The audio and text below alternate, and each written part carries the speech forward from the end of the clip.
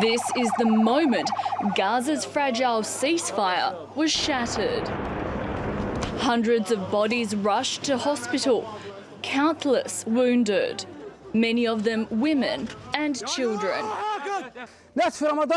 During the holy Ramadan, this happens to the Palestinians, to our children while we are asleep. I have two girls. The wall came down on them. They had blankets and God has saved them. This is a crime, extermination, a genocide. Israel launched at least 100 fighter jets to strike Gaza on Tuesday morning. The Israeli military announcing they will act against Hamas with increasing military strength.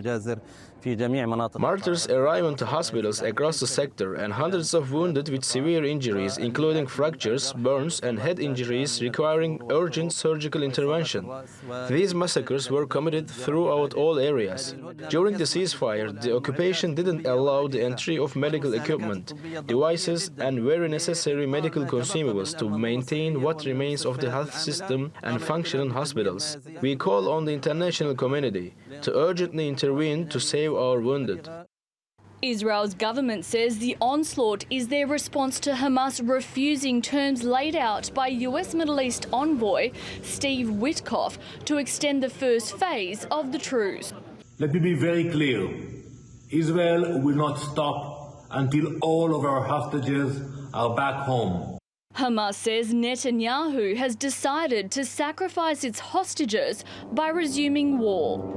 Since March the 1st, when the first phase of the ceasefire ended, Hamas has maintained it wants to stick with the truce deal brokered by Qatar, Egypt and the US.